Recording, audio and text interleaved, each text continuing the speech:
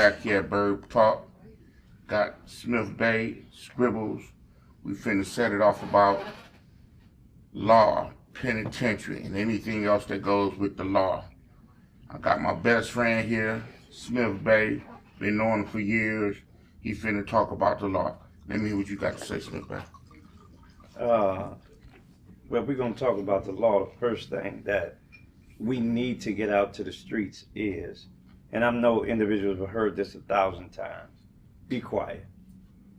Because a lot of cases, 90% of the cases, are leading to convictions because individuals convict themselves within the first 15 to 20 minutes of their arrest. A lot of times we get arrested, we panic, we already trying to find our way out of a conviction and we ain't even been convicted yet.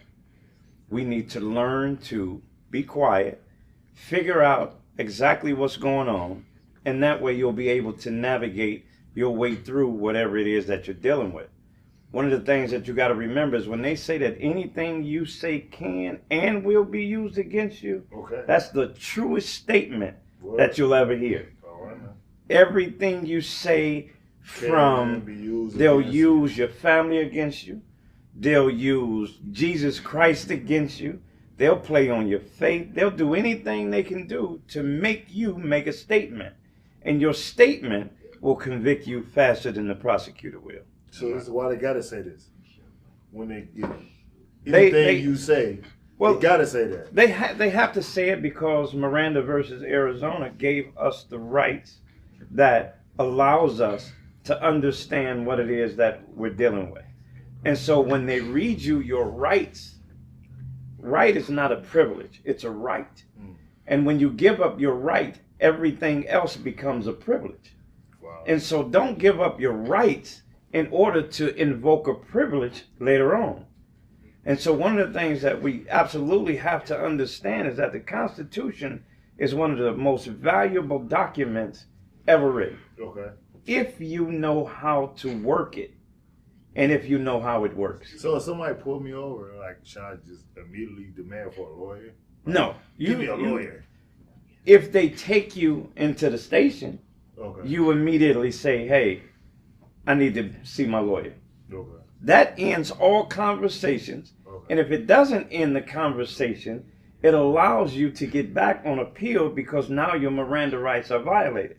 Once you ask for a lawyer, the police cannot talk to you about nothing. So your age. I've been in that case before. Like, yeah. You know, do you have to advise for a lawyer or? Well, as soon as they sit you down. See, what individuals don't understand is what custodial arrest means. And when you're under custodial arrest, everything you say is absolutely going to be used against you. Once your freedom is restricted and you're unable to move, that means even if they put you in the back of a police car and they say, well, I'm putting you here for your safety and mine. Well, I don't need you to put me in the car for my safety because I ain't done nothing. And I don't need you to put me in the car for your safety because I ain't finna do nothing to you. That's right. So when you place me in the back of a police car, which doesn't open from the inside, then I'm restricted. I'm not free to move, and I'm considered to be, at that point, under custodial arrest. And would you consider that being kidnapped? It's not a kidnapping. Kidnapping involves asportation when it takes you from one place to the next. You can't be kidnapped in the same place just sitting there. So it has to involve asportation. You have to be moved from one position to another position with the intent of permanently or temporarily restricting or holding you against your will. Unlawful detention is keeping you longer than they should keep you, but that's not tantamount to kidnapping. How long do you, how do you know, well, once you find out your rights are being violated, what can you do? Like, how do you know you got a lawsuit or something like that? Well, lawsuits are different. One of the first things that you have a right to do is the minute you get pulled over, start recording. Okay. The minute you get pulled over, start recording. Because once you hit record, then everything that's said, you're going to be able to use that in court. because now that becomes a part of your arrest. So if you ain't recording, now it's your word against the police. And if you got a record, if you've been, involved with the law in any kind of way, they always going to take the police word over yours. But a lot of the cases that we've seen that led to convictions of police, etc., is because there's a camera on every phone. There's a camera almost on every corner. There's no reason why every incident should not be recorded, especially when you're in the right. So when your rights are violated, you kind of got a case. That's yours? Not all the time. Oh, not all the time. Okay.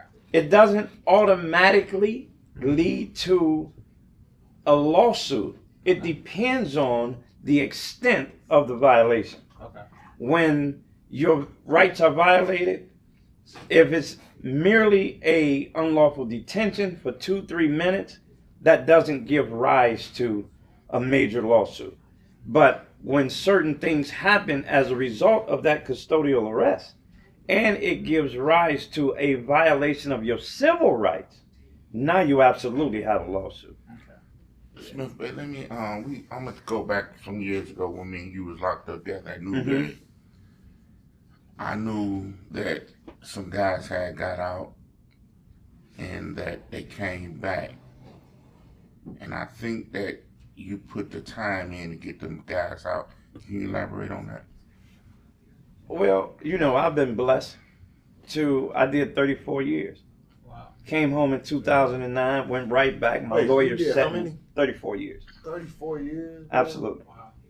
And my lawyer did some stuff in that case, and we'll get to that later if we have time. But, I was blessed to get 32 people out of the county jail. I got 6 people out of prison, and I got my own life sentence overturned. Wow. Because when I went back to prison, not only did I have a life sentence, but I had a 10.5 to 30 stacked on top of the life sentence. So they said I would never come home. And many people thought that was true. Yeah. They thought I was never going to hit the street again. Right. But I stayed at a little table just like this with a typewriter, and I didn't get up figuratively until I was on my way home. Wow. That's what's up. Casual. So, with your conviction, did you ever feel like it wasn't like a way you was gonna get out? No. Was there ever a point where No. you felt like you wasn't?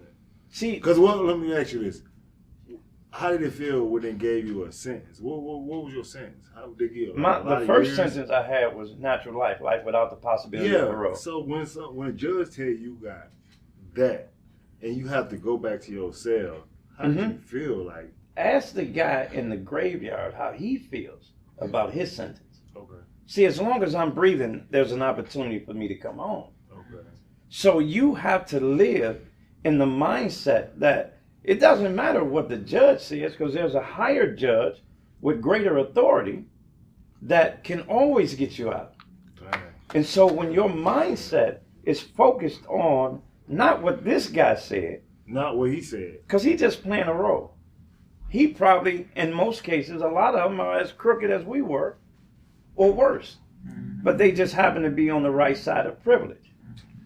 So I never lived as if I was incarcerated. I lived as if I was free, because free is a mental state, it's not a physical condition. Smith, let me ask you another question. I know a lot of guys that drink and they be out after 2 o'clock riding. A lot of them say, I don't have my pistol on me. But what is the proper cause the police look for when that person let the window down? Well, if they can smell liquor on you, that's probable cause. It used to be if they could smell marijuana in the car, that was probable cause. But marijuana is legal, but to a certain extent. And you got to be careful, because if you're smoking in the house where it's legal to smoke, and then you go get in your car and the smell is still on you, they'll say that that's probable cause to search your car. It's not. That's not probable cause. Because if I leave the bar and I'm drinking, I have one drink and I'm not drunk, I'm not in disarray or any of that, I'm not giving any indication that I'm in violation of the law, then that's not probable cause. And a lot of people think that you can call the dog and the dog will sniff the car. The dog doesn't create probable cause. You got to have probable cause to go get the dog. And we get that mixed up. And so you got to be careful about how you understand the law. And that's why I say be quiet. Don't say anything. And you might think what you're saying doesn't matter, but later on it'll come to bite you. Period. So probable cause is essential. And there's many ways. You know, when I got arrested, they told me, I said, well, what did you pull me over for? He said, speeding, fell in the signal, pick something. Because they were already in a situation to where they knew they were going to arrest me. So they make up stuff. The broken tail light, failure to signal, speeding, all these particular things are what lead to probable cause to search if your credentials ain't right. Period. You got to be on point. I try to keep everything under the law because I've been there and done that. Absolutely. I've been in penitentiary. I'm home now. I'm doing better than probably the average person that come home. Mm-hmm. A lot of guys I know come home, they're still in that folly, smoking crack, doing stuff they ain't got no business doing, and then they end up back in penitentiary. And man, you had this conversation a couple of weeks ago. Somebody might go rob something and get all that time still and say, Mama or Daddy, give me $20. Of course. And that just don't make no sense to me. See, that mentality is, why go and rob a store for $100? Get 17 to 25 years or 30 years or whatever you get for the armed robbery. And then the first thing you do when you get to the penitentiary is ask your family to send you $100 to get a secure pass. Well, if you'd have asked for the $100 prior to doing the robbery, everybody would have been better off. Right. And sometimes we're too haughty in our approach to how we see our condition. But if you're going to humble yourself after you're incarcerated, try humbling yourself before you get incarcerated, and you might not have to be incarcerated in the first place. Right. And even myself, I look at, man, I know I'm a blessing because, you know, Casino, he put me in this frame of mind to do what I'm doing now. At one time, I was lost. I wasn't on no drugs. I wasn't messed up. It was just that them streets had me wrapped up. Absolutely. You know, I was chasing that fast money and doing what I was doing. I loved it at that time when all that money was coming in. You know, it's just the streets be having guys so caught up. They don't know that it's the other side of that door. Absolutely. If you take time and listen to somebody that done been there and done that, like Casino, you'll be in my position right now speaking how I'm speaking. My own thing. I'm finna do movies now. I'm getting movies wrote about me, Beeline. That's coming soon, Facebook. But I'm just a blessing. I know I'm a blessing. Mm-hmm. You know, y'all have seen me coming up from little boy, you know, and I'm just grateful to have you on my show, and I'm grateful to be here, you know, because I've been there and done that. And I love you, brother, because you teaching these guys how to stay above the water instead of going down, getting caught up on this bad stuff. Absolutely. When I first got to Newberry, you was in the Lawberry every day, had thousands behind you. Thousands, y'all hear me? Wow. This man had thousands of people behind him. How many Foot Lockers you had? About 9? I had a few. And he had Foot Locker mail probably he never even run. That's just how many people he has in the system. Well, where you store all your legal property, etc. And I know this man cold with the law because I seen it with my own eyes. Guys getting out of penitentiary. And I'm looking back like, dang, I wish that was me. That's a blessing. And I know this man good. That's why I had him on my show. But let me say this part. Go ahead. When you're talking about the law, everybody think the law is this grand arena, and it is. But the first class you have to take when you study law is logic. You got to learn to be logical.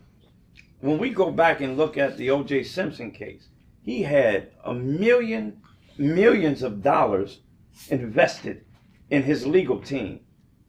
But when you think about what got him off, if it doesn't fit, you must have quit. That's a nursery rhyme. He beat a murder case, a double murder case, on a nursery rhyme because it was logical. And when you start to think from a logical perspective, when we were at Newberry, I got to a position to where it wasn't just the inmates who sought my wisdom and counsel. It was the police as well. Right. So one day I'm on the yard and they blasted me and calling me. And I'm thinking I had to do something. So I'm kind of preparing myself to go to the hole the way they calling me off the yard. I get to the unit. It's 3 police standing at the door and they're like, we need you in this room. And I'm like, what's going on? So I look around the corner. White guy that was in the cube with me was sitting at the table crying. And they like, we need you to talk to him. And I'm like, okay, what's the problem? Say his girl lost her baby and he don't really know how to handle it. So I sat down at the table with him and I asked him, I say, what's the baby's name? He said, what do you mean? I said, what's the baby's name? He said, we didn't give a chance to name her. I said, well, what's your girl's name? And he told me his girl's name. And I say, so you telling me that you're more concerned about the child you never met than you are about the woman who tried to bring the child into the world for you? I said, man, wipe your face and go call that girl and apologize. This brings me to a good point. And the police looked at me like, did we call the right guy? I want to ask you a question. But that's what he did. He wiped his face and he went and apologized to his girl. See, people don't understand. That's why, people ask me, would I ever change my lifestyle? No. Reason why, because I could have been dead 15, 20 years ago. I'm glad that I'm in the frame of mind that I'm in now.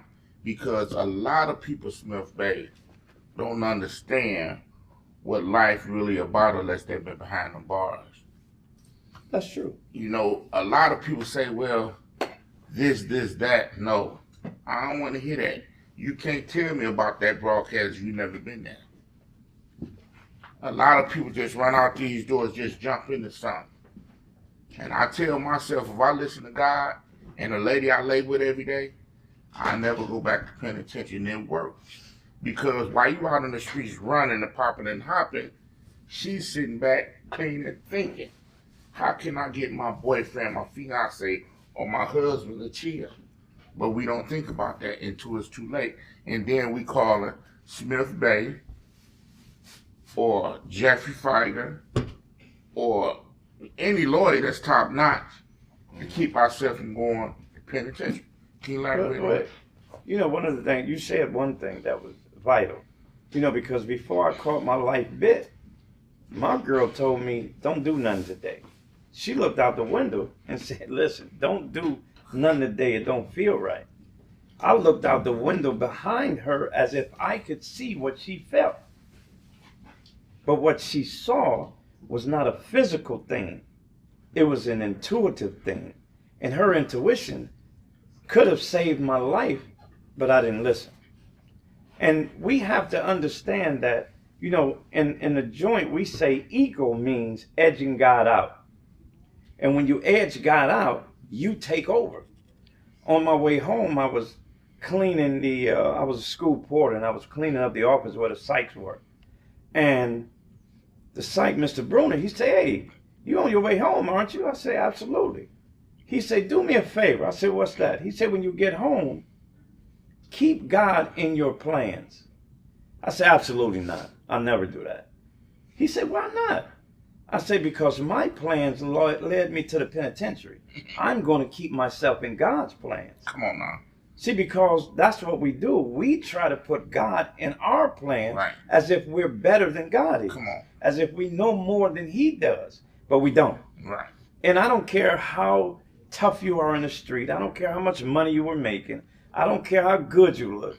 You have to submit to God's divine wisdom. Because if you don't, you'll always find yourself on the short end of the stick. I agree with that totally. I totally agree with that. And you know why I do? Because, we all have our free will. Absolutely. Most definitely.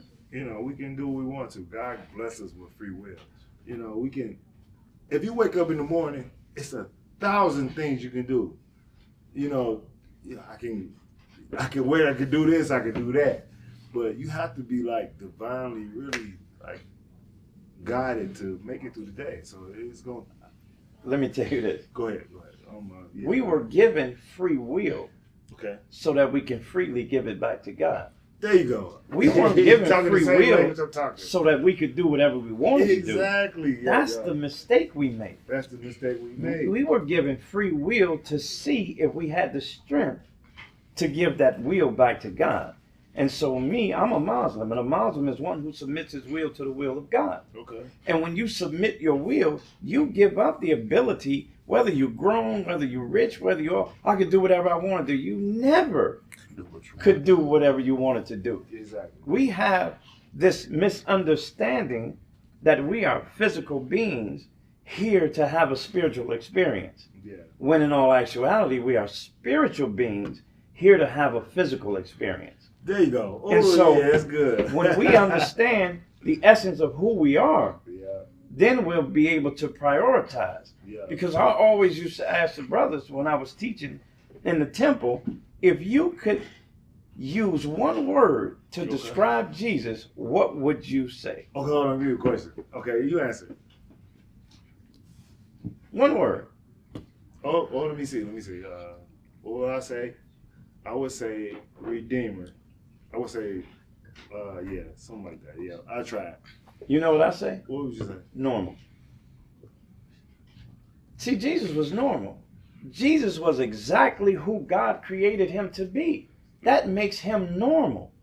But because we're so abnormal, we see him from a miraculous standpoint. But Jesus said, what I have done, all men can do. And what I am, all men shall become. God would not have sent us an example that we could not reach. Can I have a drink while we talking about this? Absolutely. Okay, because it's not above having a drink, right? Not above. Okay, go ahead. I'm listening. Bro. So when we're talking, we have to look at what's normal and what's abnormal. And there are things that we think are abnormal that's really normal.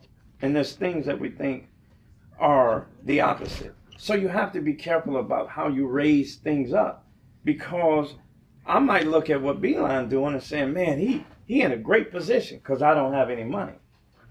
But he is an example of what I can do, and then I'll have some money. But if I'm envious about what he's doing, then I can never use him as an example, a benchmark to get to where I need to be. Period. You know, I'm still caught about these 3 guys that got killed, never made it to the place where they were supposed to rap at. Mm-hmm.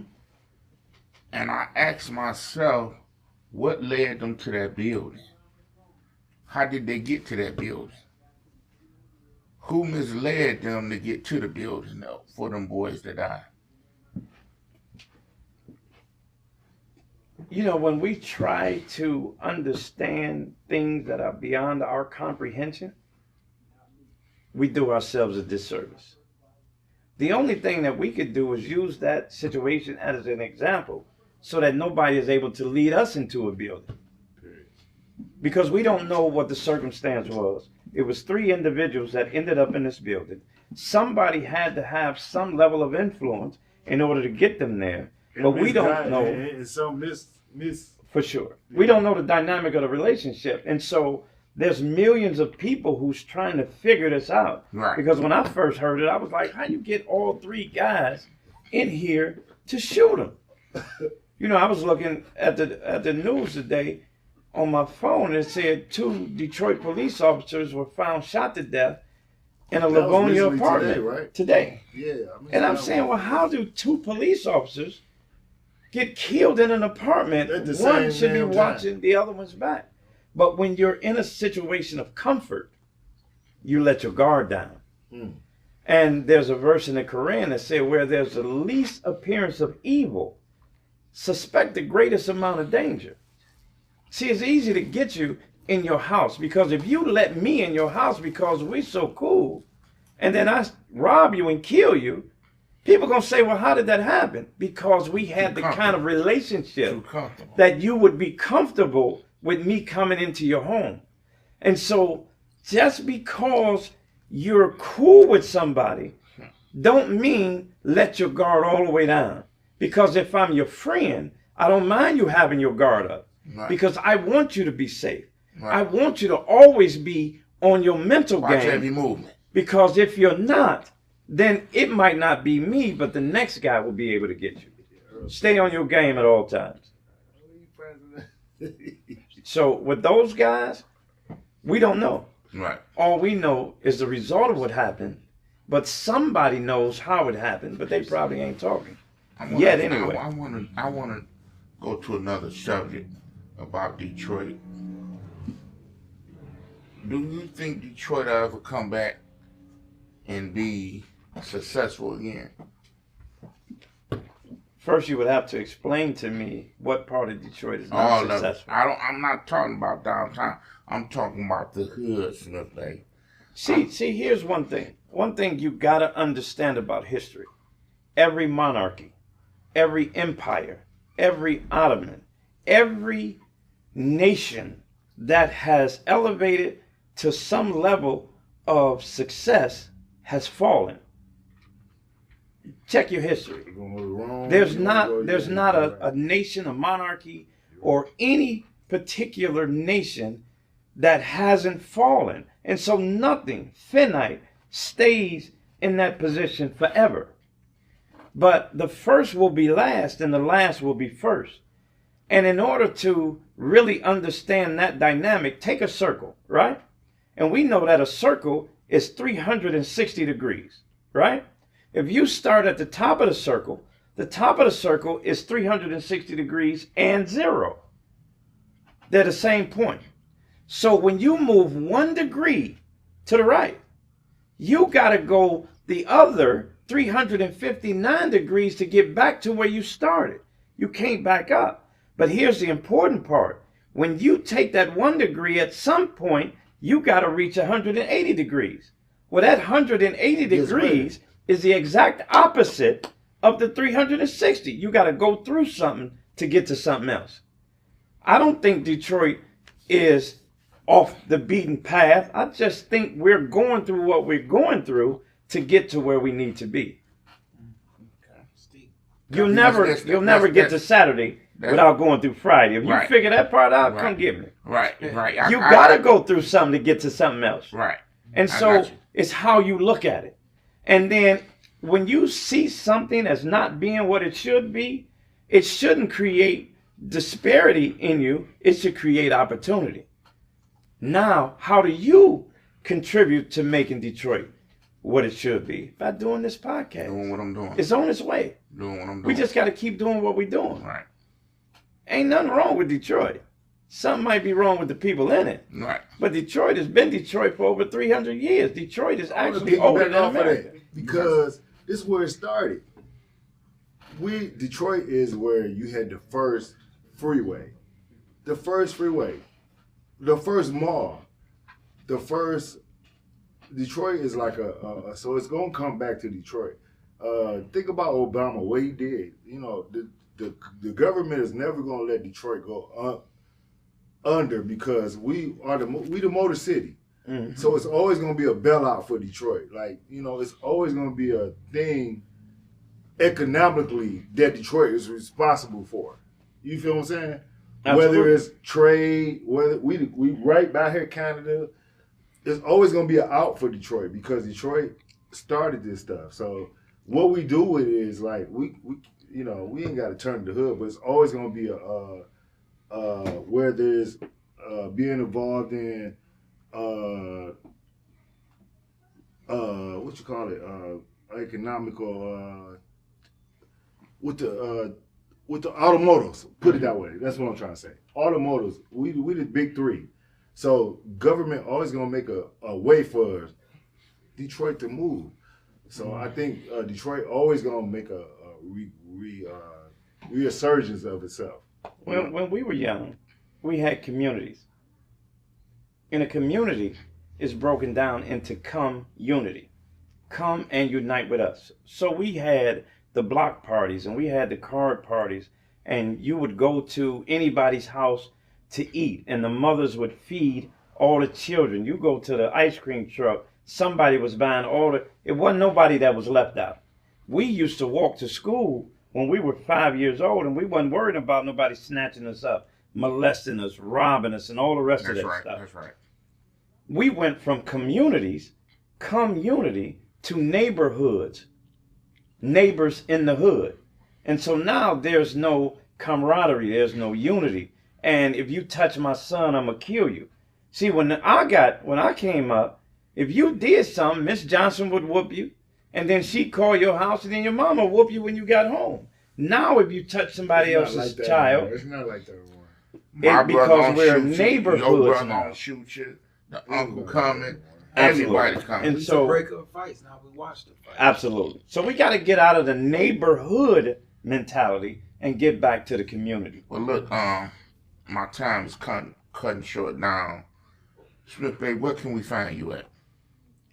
You can find me at dsmithbaylegal@icloud.com. And sometimes I'm on Facebook and I put messages out. You know, right now I'm in the process of trying to rebuild my life and my life foundation so that I can do for other individuals what I did for myself, which will save my own life. Because a lot of people say, individuals think they know the law, but if they really knew the law, they could get themselves out. Well, I'm sitting at the table because I got myself out. That's right. So I really know the law. And I know that I left behind a lot of individuals who have been subjected to a justice system that cares nothing about them. Well, look, I want you to know, man, I love you and I thank you. You've been a very, very support to people, not just in Detroit, but in Harbor, Grand Rapids, Flint, Battle Creek, Jackson, anything in Michigan. You have touched a lot of lives, and I thank you for that. That's a blessing. Even myself, when I was in Newberry and I was going off the wall, you pulled me to the side, tighten up, or you'll be here. You got them together. And All of them. you know, All my family. you know, me and him, you know, he know my family, I know his family. I ate at his grandmama house, he ate at my grandmama house. This young man, we haven't been apart. So, where you at, Scribble? You catch me at scribbles.com. J. Roy Wilson on everything. J. All Roy right. Wilson. I thank everybody. We don't wrap it up on this end, but we still don't stay at the table for about another 20 minutes because I like talking like this. It's a pleasure to have my brothers at the table. Last week we talked about women cheat, and I agree with that. They do. Last week. And that's gonna be a part 2 of that. And then I got a part 2 of where's the My baby mama? you know, where's the where's the female women at? That's gonna be a part 2. So anything that you want to touch with Bird Podcast, give me a call at 313-784-7523. Hit me up.